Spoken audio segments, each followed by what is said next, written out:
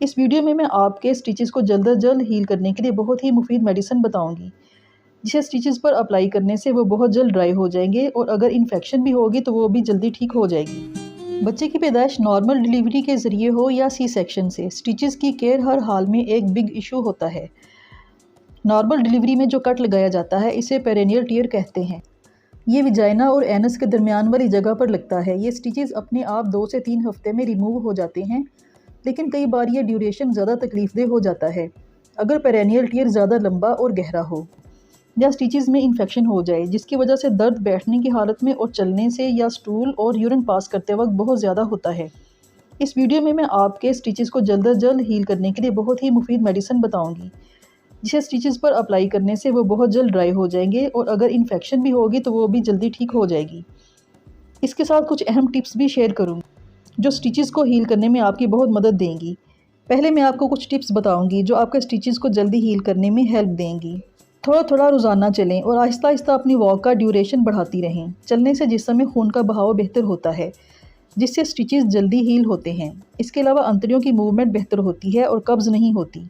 टांका में बहुत शदीद दर्द की सूरत में आप उन पर बर्फ़ की टकोर करें। बारीक कपड़े में बर्फ़ का टुकड़ा लपेटकर अपने स्टिचेस एरिया के इर्द गिर्द और स्टिचेस पर 15-20 मिनट तक टकोर करें। इससे सोजिश और दर्द में बहुत कमी होती है। रोज़ाना 3 बार 15 मिनट तक बार टब में नीम गर्म पानी में बैठें, ख़ासतौर पर स्टूल पास करने के बाद, क्योंकि उस वक्त स्टिचेस पर बोझ ज़्यादा पड़ा होता है, जिसकी वजह से उनमें बहुत दर्द होता है। इसके बाद अपने स्टिचेस एरिया को ड्राई करें और ज़्यादा दर्द होने की सूरत में ज़्यादा देर तक नीम गर्म पानी में बैठें।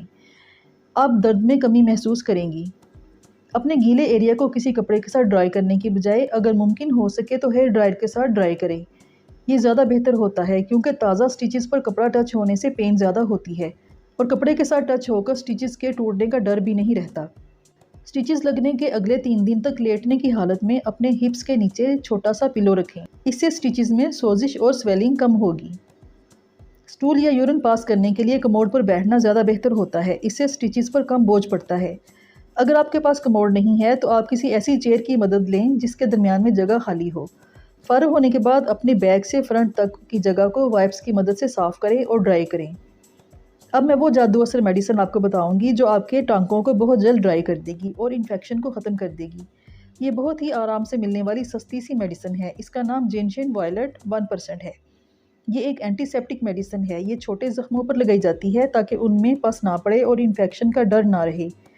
ये ना सिर्फ विजाइनल कट्स पर लगाई जाती है बल्कि बच्चों के नेपी रैश पर, बच्चों के मुंह के छालों पर और ब्रेस्ट फीड कराने वाली माओं के निपल्स पर लगाई जाती है अगर वो दर्द करें और उनमें कट पड़ जाएं। इसके अलावा विजाइनल फंगल इन्फेक्शन पर भी बेहतरीन काम करती है।